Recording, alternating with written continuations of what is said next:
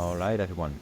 Good morning, good evening, depending on where you're joining us from. I'm here together with Lucy and Chris, and we're going to talk about getting started with the Digital Product Passport, the DPP. It's great to have you all here, and I'm going to quickly start with some housekeeping and a short personal introduction, and afterwards I'm going to get on over to Lucy and Chris to introduce themselves, and they're going to dive really deep into the topic at hand. As you know, or might not know, I'm Stefan Spijkers. I'm co-founder of PIMVendors.com, and we are an independent product data consultancy. We have combined 30 years of experience in e-commerce and product data, master data, and we help you with selecting the right architecture, processes, and tools for getting the job done the best and most efficient way. We're an independent organization, so we really sit on your side of the table when it comes to selecting the right vendor or setting up the right tooling architecture instead of implementing tools, which is something we don't do, giving you the full choice basically of all the choices that you have available and finding the puzzle piece that really fits your IT tooling architecture. If you want more information, you probably know where to find it, so I won't bore you with those details. There are some more housekeeping things that I would like to quickly cover before handing over to Chris and Lucy.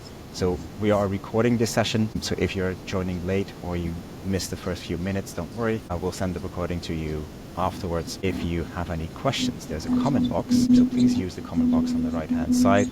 I'll weave those questions or comments into the conversation with Chris and with Lucy. They can answer your questions live. If you have any questions that you don't dare ask in public, that's also fine. I'll share the contact details of both speakers with you after this session. You can then reach out to them personally. But it is nice to have a conversation with the audience as well.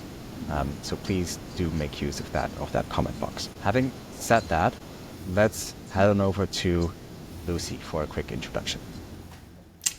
Hi guys, so thanks for joining. My name is Lucy and I'm the founder and CPO, that's Chief Product Officer of Bombiix. Bombiix is a multifaceted tool. We started with product lifecycle management and additionally, we've extended our product range to PIM, to DAM and now to the DPP, which is coming in 2027. All right. Chris? Yeah, Chris. Nice to see you all in the call. I'm working for more than 25 years in the e-commerce part. Working with the data part of it. I founded Implementing 5 years ago with Stefan. We are helping companies with digital transformation, like manufacturers, wholesalers, retailers, all kind of companies, because PIM and product information is a more generic topic. And lately I concentrated a lot on digital product passport because, well, the market is really demanding this, and it's the market demanding this, it's the legislation demanding it. It's our job also to see how can we bring this into the market so that it doesn't have to be a burden, because there's a lot to be done, but there is also a lot to be gained from I think I'll just jump in the subject, because it all started with the Green Deal. It's a European initiative where they say we have to reduce the CO2 emissions by 55% compared to the 1990 levels. So that's a big challenge. And you'll see, of course, all kind of movements going around in Europe, but also outside of Europe, which is controversial to this, because not everybody is really happy to do this, but as it is a regulation, we need to do this. So the plan is by 2050 make Europe the first climate neutral continent. So that's quite a challenge. How did it all start? Well, it started in 2015, about 2015, where they decided, okay, we need to do something because it's not going into the right direction with the nature, with the environment. So they defined 17 sustainable development goals. And not all of those goals are important for the digital product passport, but some of them are, like they have to concentrate on industry, innovation and infrastructure. You have to be responsible in the consumption of and the production of products, and also take the climate into consideration when you are producing products. Meaning, you have to find things near your place for producing things, and not getting things from China or other places, because there are alternatives, but you have to find it. And the last one is, yeah, of course, we need to make sure that the environment will be also future proof for our children, our grandchildren, etc. So this in 2024, there was the ESPR, Eco Design for Sustainable Product Regulation, and from this point on, there are all kind of definitions for the digital product passport. And digital product passport, it looks like, okay, we have a good definition, and it's all clear, but it's not. There's still a lot of things going on, and a lot of decisions have to be made. But on the other hand, we have to be ready for this within a few years. So we've been talking from 2015 till now, and we have to make things happen in 2 years. That's basically the bottom line, and that's a challenge for a lot of companies. And maybe, Lucy, you have a clear overview of what's needed for the short term, and because this was the long term, but now in short term we have to do quite a lot of things. Yeah, I mean, if you think about it, like tomorrow is the last day of February, and it just feels like it was last week that it was Christmas. So 2 years is really, really not that long at all. So ultimately, what I think is the starting point is clean your data, get your data in, into a process. Whether you're very manual and you're using spreadsheets, or you've got a PLM but you're not using it to its full capabilities, or even if you've got a PIM and you think that you can use aspects of your PIM system to be able to push that data through. So that's my first point, and the thing that I'm trying to get people to do now, even people that are using our products, I'm saying, is this the best definition for that product? Are people calling it two different things? How can we create these as aliases so that they are referring to the same thing and people know what they are, so that when it goes to the LCA scientist, they actually understand what the product is, where it comes from, what it's made of, to be able to actually understand it and give it accurate CO2 emissions and water usage. Definition is clearly the key, because when you don't have good definitions, you're not going to make it. It's when you talk about the same thing in different ways, it's like talking French and English at the same time, and it's not going to work. So No, I mean, yeah, no, look, I think the first things first is cleaning data. And, it's just about getting, and I hate to use the cliche about getting your ducks in a row, but it really is that. It's literally making sure your data is clean, making sure everything is in the same place, organizing it, creating a structure and a process around it, because gone are the days where you could store something on your desktop and nobody has access to it and you just ping it across on an email. That is really going. And I think a lot of people will welcome that, because, there's nothing worse than not having a central place. And as much as we try to have a central place, it is a lot easier just to right click, save as, and put it on your desktop. So, for a long time, I mean, I come from a product lifecycle management background. I'm a product developer at heart, a garment technologist. So I started in fashion, apparel, textiles, which is one of the first ones to come into the DPP in 2027. And I mean, there's a lot of textile. What I see is that companies now, when you have to look back and go back in the process and gather all your stuff, it's a hard one, because where did it start? Producing the fabrics, coloring the fabrics, and producing the clothes. Where did it start? Going back is difficult. When you start at the beginning and take your data with you in a structured way, makes it much more easy. But I guess not all companies are at that point at this moment. And you know what? The majority of companies aren't at this point, and that's absolutely fine. But I do feel that the DPP is very necessary. A little bit earlier in the start of this conversation, you said some people won't want to do it, but actually it shows us how necessary the DPP is going to be, because I think by the end of it, you're going to realize that it's something that had to happen, and you probably will want it to exist. Because if you think about it now, where do the materials come from? You absolutely have no idea. And, who made them? How did they get there? And I think, sustainability, yes, it is about emissions and reducing them, but sustainability also includes people. And you would be mortified if you knew your product was made by a child or someone that wasn't being paid fairly. I think it's absolutely necessary that we go on this journey, if you like, and tackle this information. And I know that a lot of manufacturers are not going to be happy, because they will have to start learning about where this stuff comes from, because not even they know sometimes.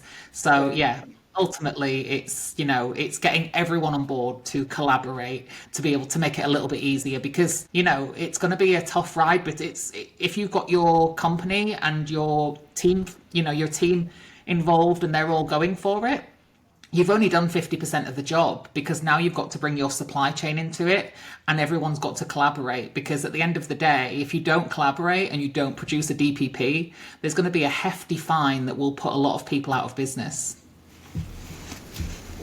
We'll see. How do you think about the fact that, for instance, there are those Chinese companies that with a fast movement products like Shein and Temu, do they also have to comply to this? Yes, I mean, if you'll see my opinion on things like fast fashion on LinkedIn. I'm always talking about it, and I think sometimes fast fashion can be fine. It depends on the price point. It's fine to go fast and produce goods fast, but it's actually the ethics around it and working out whether anyone suffered during that process. But Shein, Temu. I know that Alibaba is now doing something which is direct to consumers. All of these, if they are selling into the EU or they are manufacturing into the EU, which for these guys won't be the case, so ultimately they're selling into the EU, they will have to produce a digital product passport. They won't have a choice. The thing is, Shein and Temu, they are multi-million, billion-pound companies. They will be able to afford for so long to take on these fines, but that's only if people keep buying from them. The more people buy from companies like this that don't have that transparency, the easier you are making it for them to not have to comply. And I think if you really thought about it, so for some people that do buy, I know a few people that do buy from places like Shein, and I try and educate them on what's happening in the news about, how there's cancerous chemicals on textiles, how things aren't always safe. And because it is so cheap, like it's ridiculously cheap, you've got to, it sounds like a bargain, but somebody is paying for it somewhere. You've got to think about that and say, okay, well, what if that was my child? What if that was my friend? What if that was my mother, and they were doing that? Would I be happy knowing that price is so low because somebody's losing out somewhere? Do you know what I mean? Do you see? Sorry, just a quick question, Chris. Yeah. Do you see companies then taking the lead in this and taking advantage in sort of showing that supply chain transparency, be that in the DPP or not, right? I mean, the DPP is just a format, really. Yeah. I do. Some are already taking action. Some have already posted that they are going to be doing the DPP, and that's great. No matter how they're doing it, the fact that they're able to get a QR code or an RFID tag and allow someone to scan it and get information from that. I think there are some people, I don't know if it's necessarily taking the lead, but actually if you're a business and you're still wondering what to do, go and scan some of these QR codes and see what other people are doing. Some people are just putting the bare minimum on there, which we'll talk about later in this webinar because we're going to talk about timelines and stuff, but at least they've put the bare minimum on there. Others are being really ambitious because what they realize is they are incredibly busy, and they know that by the time it starts in 2027, but by the time 2030 hits or 2033, it sounds like a long time away, but they know that they've got so many more projects to do that they are going to have to start now. So why not go big and actually start it and start educating your teams around what they need to do so that when it comes to that, you don't have to worry about anything. It's another project for a business ultimately. Yeah, then you come to the point where in the company is this DPP. Why does it start? I mean, you see departments quality, for instance, which are covering this, but I think it should be in the company, totally in the company with everybody.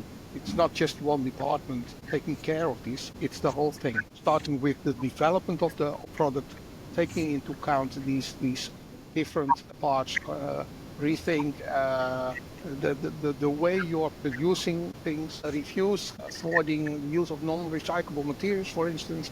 All these kind of things are part of for the digital product passport. You say it starts in development, which technically it does right now, but in the future, I mean, we're starting to develop it way beyond that. We want it to start at design and concept. So when people are actually making things, they have a better understanding of when they select that material for a product, they actually know that is a good material to use, that is a bad material to use, that is a better one than the previous year, because nobody's perfect and we can only try to get better. We just have to do our best. We have to do just a little bit better than last year because, as much as it's just around the corner in the coming years, it's just if you keep doing a little bit better than the previous season, a little bit better than the previous month, than the previous week, than the previous day, then ultimately you're going to be in a good place to get going with it. So I do think it is an overarching thing. It should start from tops down. I do believe that when I first started in the industry, I used to have people laugh at me about, because I kept talking about sustainability. I kept talking about how my dissertation when I first passed university was about ancient Greece and how we need to go back in time to go forward because the ancient Greeks, the women used to have dresses called chitons. And that dress could be styled in 5 or 6 ways to look like 5 or 6 different items. And I think that's the way things are going. They're going to be modular. There's going to be micro factories. There's going to be so much there that people can, really start to think about it. And people used to laugh at me and say, oh, this is just a phase. It's just a trend. But actually, it's really alarming that, and we know some politicians don't believe in climate change. They don't think it exists. And that is it's quite worrying because these are the people that are making the rules and the legislations around how we live. But when it comes to it, it very much does exist. So, but it needs to start tops down. But because a lot of the time, the people that are, when we think about a bottoms up approach, those people that are working on the ground, making these products, developing them, designing them, they're all consumers at the end of the day, and they all want the best thing. But I do feel, even in our industry, there's not the education around it. There's no knowledge of it. People don't actually know what anything means. So if we can kind of strip it back just a little bit, we're then able to educate people to make better decisions, whether they're consumers or they're the people actually designing and making the product. It's still interesting though, right? So it comes from the sort of sustainability program and a purely CO2 driven perspective, but it brings together much more than just that. And I think supply chain transparency and the fact that you can, in the end, maybe not next year, see who exactly made your clothing and whether that is something, I think that is something important, right? That is now invisible. You don't see who touched that piece of clothing or that garment. You don't know where it comes from. Figuring it out is really difficult if even the brands themselves know where it is exactly coming from or who touched that garment or who created it. Still, I think it's something you would like to know. And if it's as easy as scanning a QR code, which it will be, it could be super interesting. And it will be, I think, a huge upsell, at least in the coming years if you do this well, if you can Yeah. tell that story of a garment. Yeah.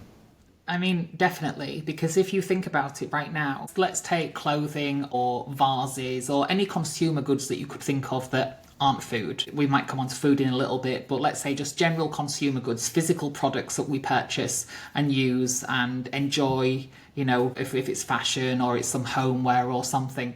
We only really know and sometimes we don't. We only really know the final product assembly part. And we go over to some of these factories, and I've been to these factories. Some you can absolutely eat your dinner off the floor. They're immaculate, and you can tell that this is their philosophy and this is what they do day in, day out. And then you've got the others that are panicking about you arriving because they're trying to make it look like this is how it always is, but things aren't what they seem. So we only know final product assembly right now. And so what we're doing, which is quite interesting, so we want to go further. We don't want to just say we're producing a DPP just to meet legislation. We want to educate people further. So we're looking at going further back. So when something comes in, so let's say it's paper. And when that paper comes in, there's a license to be able to extract the trees from that forest. You know that there is regrowth programs and that it's not going through deforestation. The part that we're currently researching and developing through the design method before we get to development is geolocations and deforestation, and making sure that not just the product assembly was okay and someone was being paid a fair wage for that country, but actually the place where it was made. Are you taking the homes of, wildlife, animals apart? And, so we want to be able to say, okay, this is the parameters, this is the coordinates of where this product was from, and then what it can do is we can use satellite imagery to detect over time whether there was any deforestation for that product. So we're going a little bit further. I don't think anyone should be ever doing the bare minimum. If we want to kind of be guilt-free about how we produce stuff, I think we need to go back to the beginning.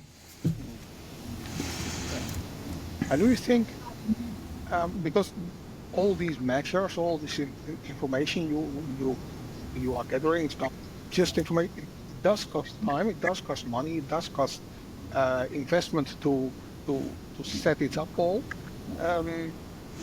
Eventually, people have to pay more for the stuff they buy. It's a really good viewpoint. People do have to pay more, but I think ultimately, there is the cost of living crisis. That's one thing, but let's put that aside for one moment. People should be paying more for these products that are now rightly so too cheap. We want businesses to profit. We want them to have good margins. We want them to exist because we enjoy what they do and what they provide us in our life. But ultimately, what we're looking at is we want, we should be paying for this stuff. So a business, if you are super unorganized, a business will have to employ somebody to be putting together the information on the digital product passport. If it's part of your process and your process is absolutely immaculate, then you should have no extra increase in cost to produce that because it's just part of extracting and collecting and gathering data and processing it, and it becomes part of your job. If you think about how people currently do their job, and if they are heavy in admin, there must be a better way to do something. And by using technology, harnessing technology to be able to take some of those things away from that worker's life so that they can actually focus on doing good things as part of their role, like collecting this data, processing it to give a visual to the consumer of what's actually going on behind the scenes. I personally don't think it'll cost that much more. Costs are going up every year anyway, and obviously we want inflation to come down and we want it to slow down. But, I just think there are costs, there are bad costs and there are good costs. And I think this one is a good cost. If you think about it, like I know that everyone uses, let's say it's €1, €2, €10, €9.99, and people use these, let's say it is €9.99. Would people really mind that extra cent so it goes to €10 so that they can have this information when it's being bought in, in mass? I don't think so. It's just usually about processes. It's usually about how smooth a workflow is through an organization. yes, the companies are going to have to invest in technology. Some of that cost may come down to the consumer, depending on how big their product range is. But let's say that it is that 1 cent because they've got, 500 products and they're paying €500 a month to be able to produce, to be able to produce the goods that they're making. I don't think it's a big cost, because the thing is, what they're doing is they're actually giving back time to the team members, the employees of the organization. So actually, it's a deficit. It goes backwards. You're not actually spending money. You're also gaining money by cleaning out that process. Maybe bringing it back again to sort of getting started with the DPP, Lucy, you're basically saying, hey, it starts not just with the retailer or even the manufacturer creating a quality department to collect all that data and to sort of haphazardly try and piece everything together, but it starts much further down in the supply chain, right? It starts really in the case of fashion, at the fabric, It's the fabric the farm. weaver. It's the farm. Ultimately, it's the farm. Farm. It's producing the raw materials. It's the raw material extraction. Then it's the processing and turning it into yarn, and then it's turning that yarn into materials. It starts at the farm, and I'm working on a few projects just outside of PLM, outside of DPP and everything that I do on a day-to-day basis. And I'm learning more about these farms. I'm currently learning about low carbon rice production, and I'm doing some projects, which is another story. But yeah, all these things that start at farm, and this farmer's actually in Thailand right now taking pictures of the water levels for their rice, and they're recording the fertilizers. So people actively want to do it. People are aware that, climate change exists. So if you get a really good supplier, you're going to be fine. But actually, I'm really excited about weeding out the people that aren't transparent, weeding out the people that purely do business for the sake of making money. I think in 2025, we're in 2025, I think, when we think about those things, I think gone are the days of businesses just existing to make money. I think people, we've gone through a lot. We've gone through world wars. We've gone through the pandemics. We've gone through so much, and people want to attach some emotion to something. And if they can connect with businesses that, when we call it profit, it's not just financial gain, but actually it's purpose.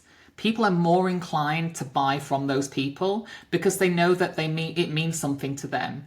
I'd rather buy from, someone with soul, like one of my clients. That we've got a lot of clients that literally they have really purposeful brands. I've never shopped at Shein. I never intend to, but I would rather shop with someone that's made something with love and with care and with consideration for something, as opposed to someone that's actually going through a few tax, loopholes to get things in on a lower tariff rate and direct to the consumer. It's a no-brainer. When you're talking about brands like Patagonia, things like that. Yeah, Patagonia. I like the concept of Patagonia. I think they're, a great brand. They still, I don't know enough about them. I don't shop at Patagonia, but I'm sure that some of their stuff is, virgin polyester, which is ultimately comes from a fossil fuel. But they have reasons for existing. It's outdoor wear, it's sweat wicking, it's so many things, and they will be doing things, and they will be doing their best for something, as opposed to, we're just going to pick that material. Everything with Patagonia will be considered.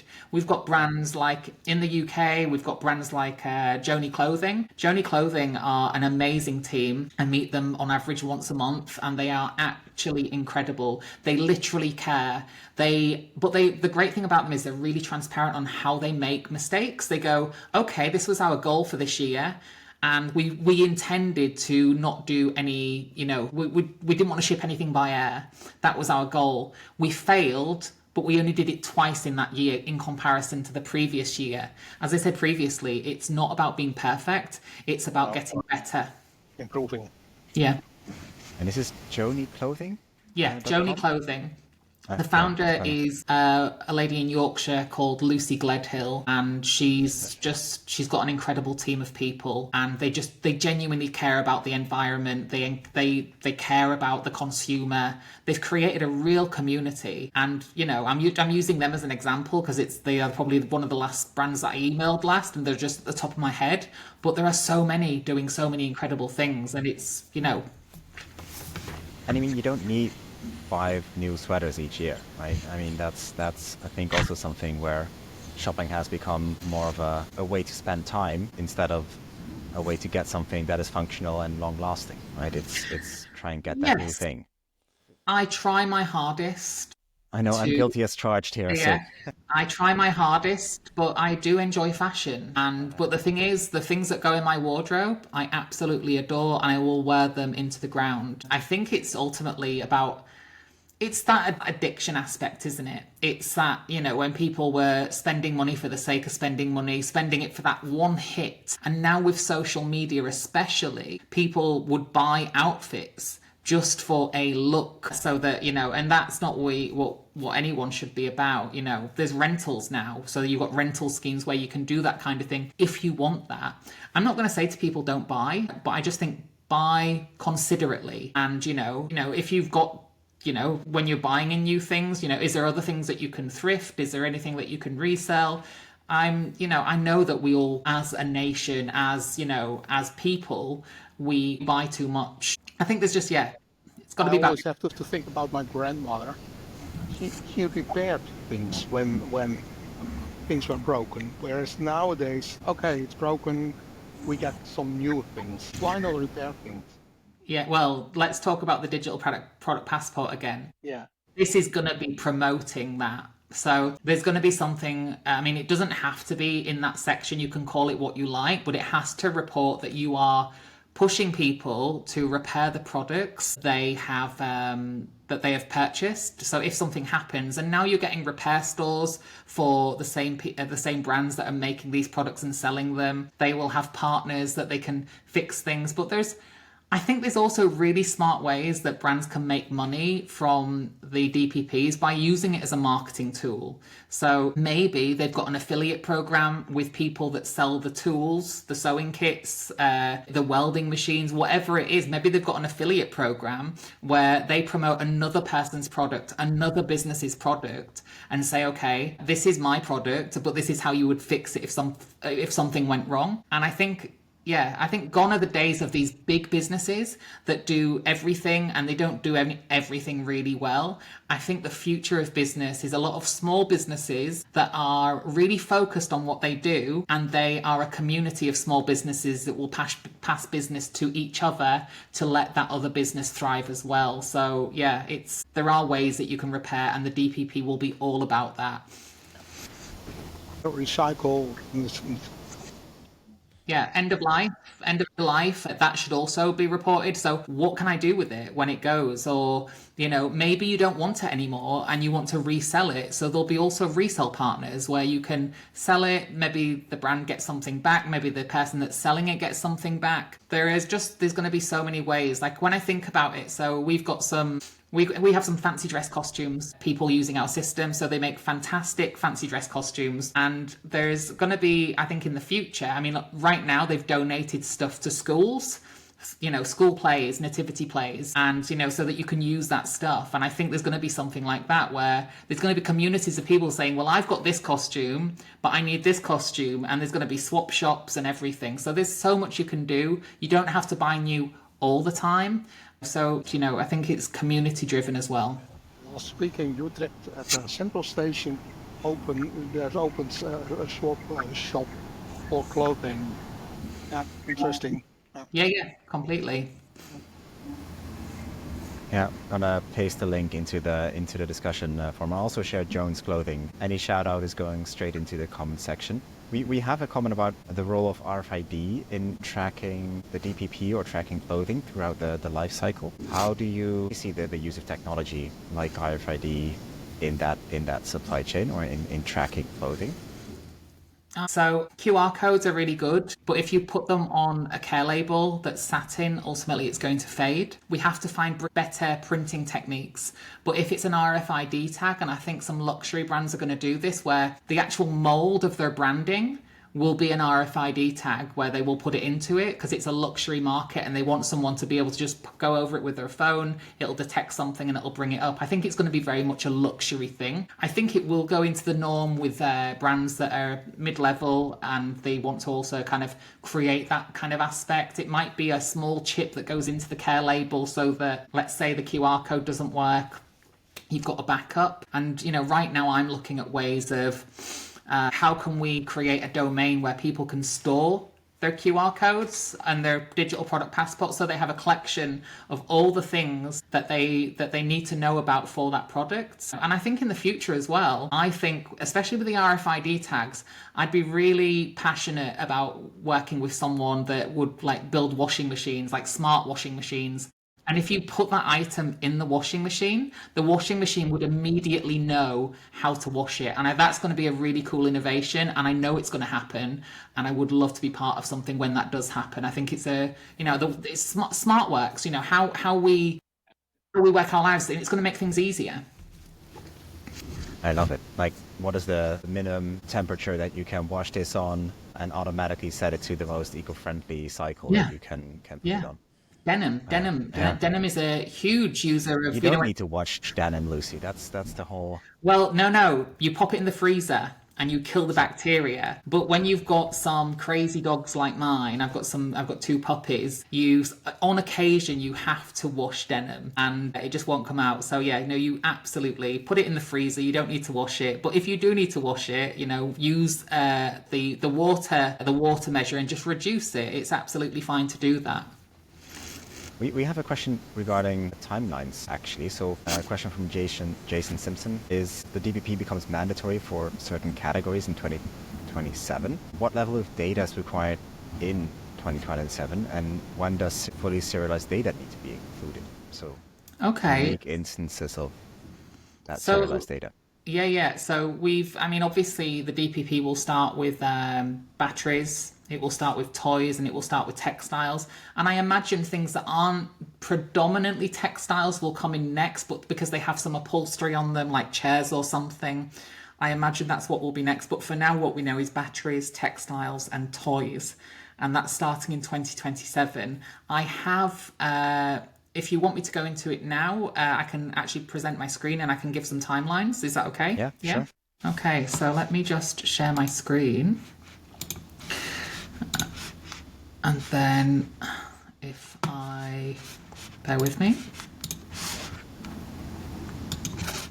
So here on Bombiix.com, if you go to what is, you can go down to digital product passports. And what you can do is you'll scroll down and you'll see a timeline. So you'll have 2027, you'll have 2030, and you'll have 2033. And through these, there is a carousel that will tell you about what you should be preparing for in amber and what will be necessary. So it's very small things that you need to be doing from 2027, but I've heard a lot of people wanting to go big on it because they care about their consumers wanting to ultimately have that information at their hands. But you've also got from your production, you've then got your transport, which you need to prepare, which is usually about the distance, which will be able to calculate your CO2 emissions. You've then got your finished product, you've got your evaluation, you've got your distribution, which isn't in the DPP yet. But then as it goes on, you've also got your usage, your repairing, your cleaning, your modification, and your end of use, which is recycling. By 2030, if you go down to the next one, you'll start to see there's a lot more in green, there's a lot more that's required. And, each time something's been covered, like now it's textiles and toys and batteries, there's going to be more stuff, and eventually everything is going to have a QR code or an RFID tag. So as you can see, when I go through this, distribution now has location and, second hand, and then you've got usage, what's the type of service. You've got these things that are constantly coming up. So, and then obviously in 2033, you have a lot more where everything apart from your cost is required in terms of information. Your distribution becomes a little bit more. You've then got your usage, and then you've got your end of use and your recycling. So you can see there that there is going to be, you start small and you build it up so that as you're cleaning your process, you can start to build in things and you can start to find where things actually sit and which department and who's doing what. Very nice. I think that answers the question. If not, then please let us know, and we'll go into detail even further. And I share the link to that overview as well. So if you want to check that out, the link to Bombiix and the what is DPP overview and timeline is in the comment section as well. Maybe so. Taking the timeline, it's 2027, 2028, it continues for a while, but what if we look at tomorrow, right? If we want to give people some pointers to where they can start tomorrow with their DPP journey. It is getting started with the DPP. I think we covered getting those data ducks in a row. How should people get started? Where is that starting point? So I guess your starting point is understanding where your product data lies and entering the information there, making sure that it's in there. What I find is a lot of PLM systems, they do a small piece of the data, and then there are tons of spreadsheets outside of that. So finding, you may like your PLM provider, get in touch with them, ask them what more can this system do? Because a lot of the time, what I found over the years in PLM is people use a very small section and they don't know actually what's around the rest of the system because it's not being given to them. Maybe they have to pay more for it, I'm not sure. At Bombiix, it's just one price. We just give everything. But, you've got to start working with, when we say your supply chain, your providers of software, start working about how you can connect things, how you can pull things in, how you can automate things from APIs. But, that's all well and good. Honestly, your process and cleaning your data and having standardization, that is literally your first point. And if you've got all that and you know that, start working on your workflows to get to a point where when it goes from one person to another, okay, that's a data point. Has that been recorded? By the time it gets to the end of the line, you've got all that data for if you're hiring someone to create the DPP at the end, they've got all the information they need. Or if you're using a tool, you've got all the information for that to be automated and pulled onto this QR code, which can then be given to your consumers upon purchase.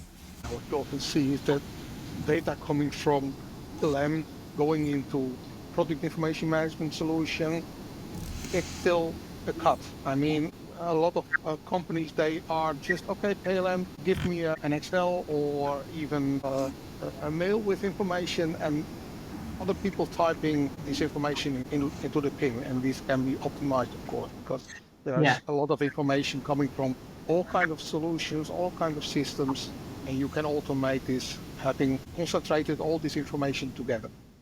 Yeah, and I mean, ultimately, that's why we started the PLM, and then we developed a PIM, and then we developed a DAM, and then we've got the DPP, because we wanted people to have that flow and that work through. But obviously, not everyone is signed up to Bombiix. I wish they were, but that's not the case. People have different preferences and they've got different providers and they have good relationships with those. So it's ultimately now, how do you stitch those things together? How do you stop somebody putting in the PIM, which is what's already recorded in the PLM? It's, when you don't need to put that information in, that's another manual job that is costing a company money. So it's all right us talking about the DPP's costing. Actually, we've already got the costs within the business, and it's just about making it smart, automating that from the PLM, that API call to the PIM, to the ERP, to the DAM, to the DPP, and actually making sure that people are using technology smartly to remove all that administration so they can actually afford to invest in DPPs.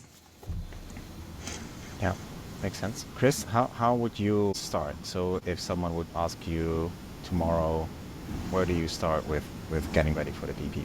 I think actually what Lucy already told, finding out where all the data is located in the organization, because and putting people together. I mean, when I talk to an IT manager, they say, we have everything here. And then someone else comes in, yeah, you're right, but when I don't do this in a spreadsheet, you won't have the results. So there's a lot of things going on which are under the radar, and you have to find out what's going on there, really. Yeah. The second part, though, is your supply chain.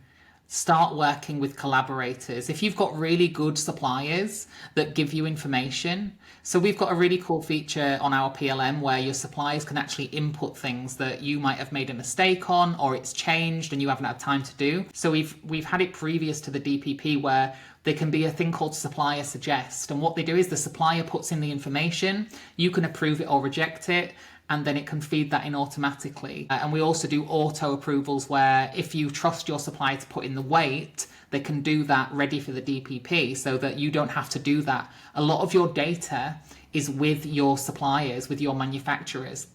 If you get good suppliers and manufacturers that are transparent and they know that you're not trying to take business from them, because a lot of cultures feel that way, if you can work with them to say, look, this is coming into law, and I'm not trying to, I want to work with you. I don't want to work with somebody else on this. I think you're really good at what you do, and bring them on that journey with you. So, just making sure that you weed out those people that aren't transparent. You think that they're always hiding something, because, the future is collaboration. It's not even the future. It should be now. So Do you see a fear for competition in there?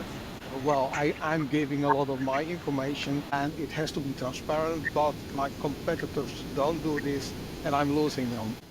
the big worry that I think people have is if they have a really great material that they don't want to share with, where they go, this is ours and we want to keep it because we want people to keep buying from us.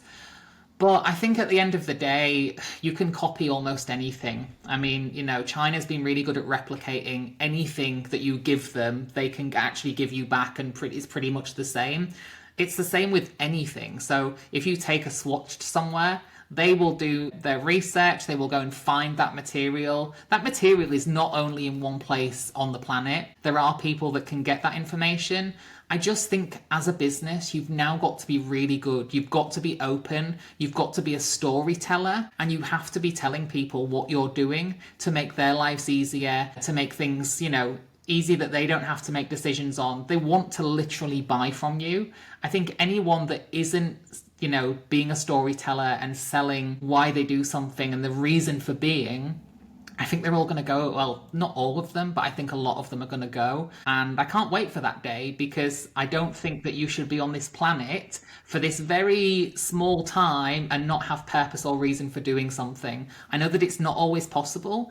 And for example, you've got garment workers that is literally, that's their job. But why not make it as pleasant as possible for them so that they are super proud to be part of that contribution, that they go, I actually made this. And yeah, I think I can't wait for purpose-driven profit. Profit isn't just money anymore. Maybe we have some questions from the audience, and I see one about blockchain, which I'm going to get to, but there's one from Matthew that is around the gaming of the DPP, right? So he says if you glamorize or obscure the actual living conditions or working conditions at a supplier or factory or in those relationships, and how would you prevent those businesses or regulators from sort of obscuring those those practices? Are there any safeguards that we can put in place? And he says especially because he has seen some of the factories being rewarded by the biggest industry players, right? So okay, how do you see that? Yeah.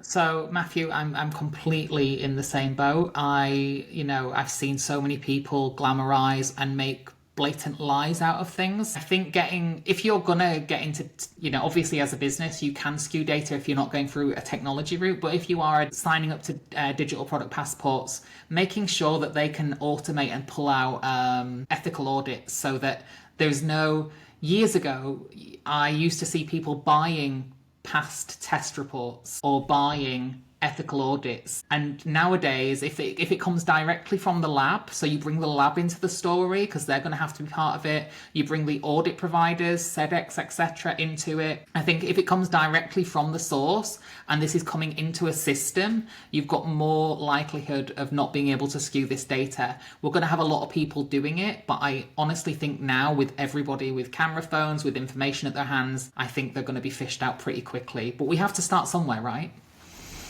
Super interesting situation, and it is going to happen as well, right? You're going to see some people skirting the rules and regulations. Yeah. Maybe that is where the question about blockchain is going to come into play. The question from Roger is, Would the use of blockchain be a help or a hindrance? I think blockchain in the apparel industry has been really difficult because there's no unified specification, there's no unified code. There's no unified series, you can make these materials anywhere, but someone can call it ABC, someone can call it 123, somebody can call it what they like ultimately. So I think blockchain I don't think it's there yet for the DPP, but I think it definitely can be a partner where you can start to work on this. I think there's a lot of work to do with the DPP, but ultimately, I think it might be a hindrance for something like apparel, for fashion, where nobody has a universal code for something. It's just that's the material. Even in fashion, your supplier will have one code for it, but the company will have another code for it, and it's the same thing. And you don't understand why it's not the same code. And then you'll go to a different company that has the same material, and it's the same all and over again. So I think right now, blockchain would be a hindrance to get the DPP going, but I can't see why we as industries can't start working on standardization for things that aren't currently standardized. Yeah, in other industries outside fashion, I think it's more feasible to use this like batteries and things like that. Yeah, absolutely. All right.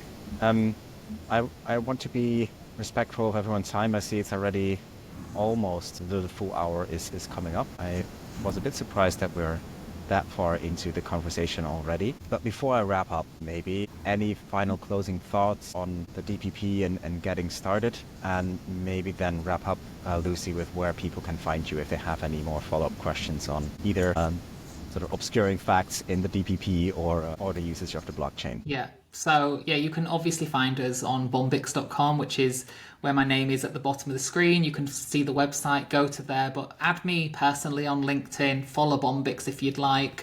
Contact me, ask me questions. I'm not going to give you a sales pitch about why you should buy into Bombiix. I want to have an open dialogue with people. I want an industry where people are collaborating and communicating to make it better. And, it's nice to know people that are in the same industry and being able to solve problems together. So, give me a shout if you want to. All right, cool. And Chris, any closing thoughts on the DPP, the future of the DPP, and where can people find you? Actually, where we started this hour, saying, okay, there has been a lot of time talking, and now it's time for doing. Don't wait. Start. That's the start now. Actually we needed to start some years ago, but as we are in today, we have to start now. Not wait. Yeah. So everyone can wrap up this session with the knowledge that tomorrow is day zero again. You have to start with the DPP. You have to start with collecting that data. Start with involving your supply chain, I would say, even. I think that was an eye-opener for me, that of course you have a supply chain, and it starts at the farm when it comes to where that data originates, where the product originates. And it is possible to capture all that information and transport it across the supply chain with the product. Making that job in the end to create a DPP that is correct and doesn't require lots of work, much more affordable also from a DPP provider point of view. Start tomorrow, start with collecting that data, involve your supply chain, and we're going to check in a few weeks' time to see where everyone is. There will be more events from PIM vendors, so I would love to invite you to our event tomorrow. We have an event on GS1 and the onboarding of data on GS1 and the USZPC public data standards with AI. Very interesting conversation tomorrow happening. But we will also be back on the DPP, so keep an eye out on our LinkedIn page, follow us on LinkedIn, and check pimvendors.com, where we will be also publishing the recap of this recording. If you have any final questions for Lucy or Chris, I have shared their contact details, or at least their LinkedIn profiles, in the chat. You can click on those links. I'll also be sure to share the links to their profiles on our website when we share the recap. Thanks so much for joining us today. It has been a great ride, and speak to you soon. Thank you. Have a good day. Thank you. Bye-bye. Bye-bye.